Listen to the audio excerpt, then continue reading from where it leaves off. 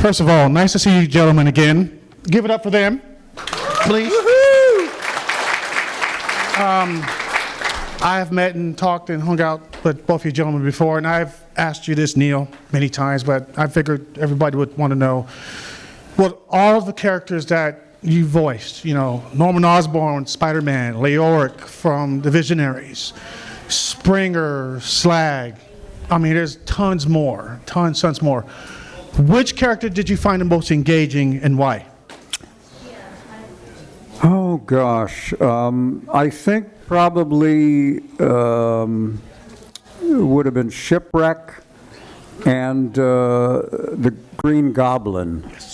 You know, Shipwreck was interesting in that in G.I. Joe, if you think about it, the good guys were really good and the bad guys were really bad.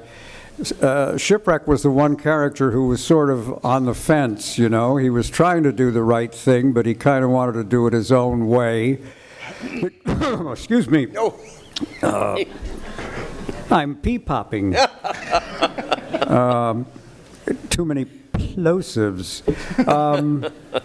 That character, I don't know how many of you are aware of it. It was based on a character Jack Nicholson played in a sadly forgotten movie called The Last Detail, which I recommend you ferreting out and watching. Lovely movie directed by Hal Ashby. Detail in the sense of a military detail, which means assignment, and these guys are given an assignment. And Nicholson plays a character named Billy Badass Badusky, and he's the prototype for Shipwreck. When I did the audition, I went in and I did a couple of passes, and I could tell everybody was underwhelmed. And I was about to say, well, thanks for the opportunity, goodbye. And then a guy in the corner said, have you ever seen The Last Detail? And thank God I had, and I knew exactly what they wanted, and I did an audition based on that. It was Nicholson-esque. That's awesome. And the guy in the corner said, you got it, which is usually the kiss of death, but in this case, he actually meant it. No, done you a great service. And thank you. And that's what I loved about him. He was conflicted. He was interesting to play because of that. And of course, the Green Goblin villains are really the secret of acting. You don't get as much money, but villains are much more fun to play, am I right? Lots of scenery to chew. You know? I mean, to get tired of, here I come to save the day.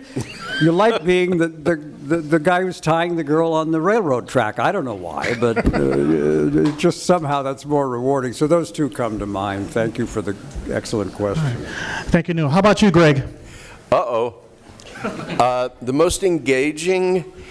Squeak the mouse from the Garfield show because Garfield won't kick him out of the house because when I'm joking.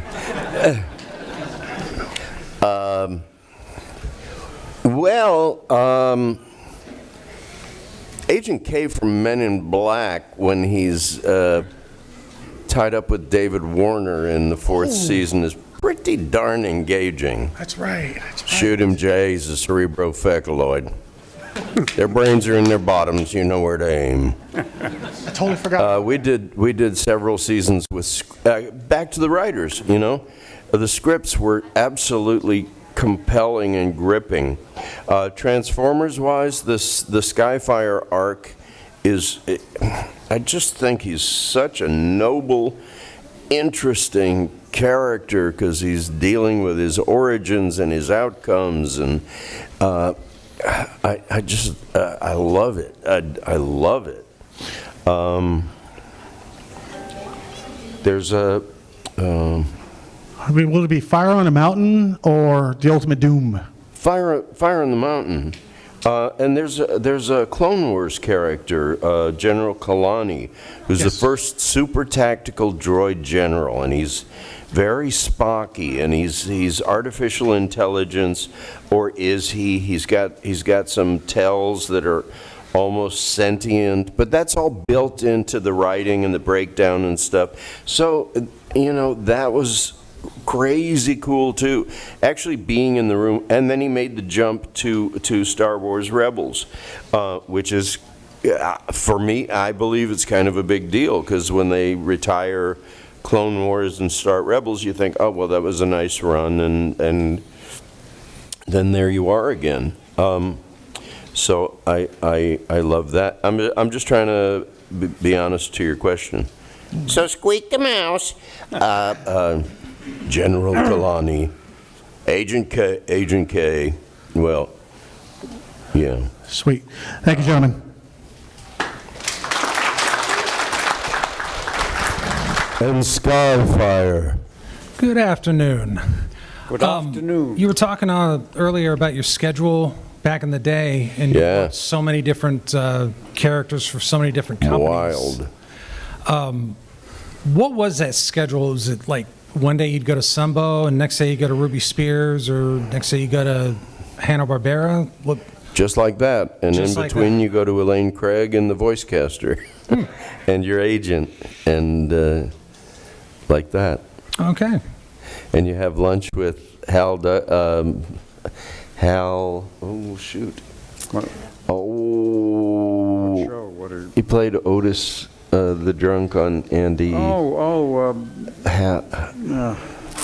I know who you mean. He used to eat at the same diner on Santa Monica Boulevard. Yeah. Doggone it, that's not right.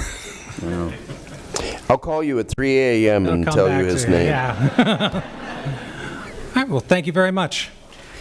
Yeah, in my book, there's another plug, I point out that if things go well for you in voiceovers, your agent's job shifts from, can I get this schmuck a job, to, can I figure out some way for this guy to get from one job to the next, so we don't lose anything. And Oh, yeah. yeah, it becomes more a question of scheduling rather than selling. That the agent doesn't just sit and collect commission. The agent is vital when when demand exceeds supply.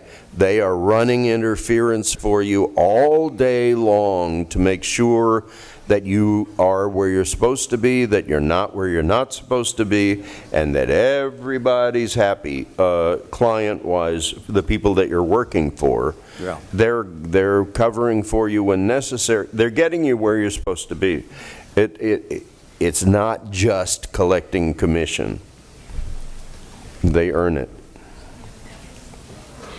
Hello.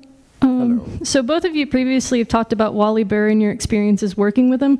Do you have any stories you'd like to share? Only that may he rest in peace.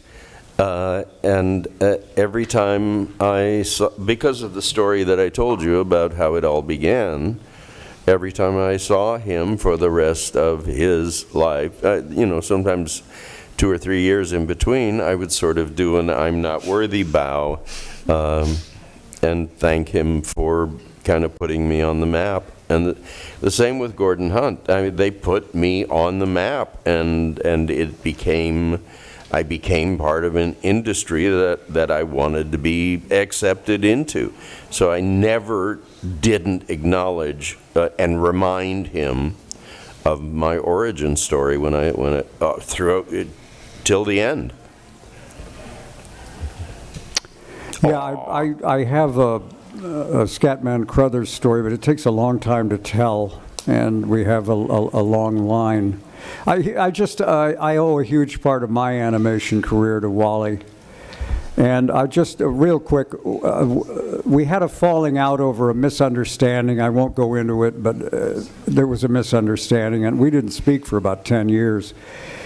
And I was at the funeral of another actor named Lenny Weinrib, not the funeral, but the memorial service of Lenny Weinrib, and I suddenly feel a hand on my shoulder and a familiar voice, and I turn around, and it's Wally. He's squatted down next to where I'm sitting, and he's actually shedding tears, and he said, "I've hated you for 10 years. I want this to end. Please, can we go somewhere and talk?"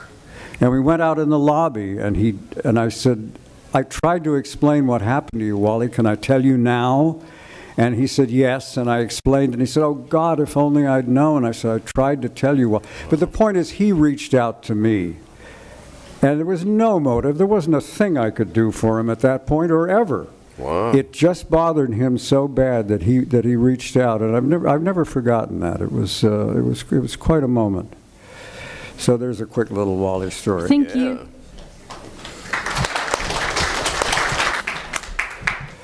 Hey Neil, we're big fan of the 86 film. I kind of like Springer. You voiced Springer in the 86 film. Yep. That is correct. Yeah, kind of like me. He's a triple changer when you're just saving the Autobots from the Decepticon attacks. And I kind of like the Dinobot Slag, the Triceratops. I kind of like when they transform when they attack Devastator, like the part when they attack Devastator. I know, right? Yeah, I know. There's a It's kind of amazing question to see in there like somewhere. the Don't blame Dinobots. Hot Rod.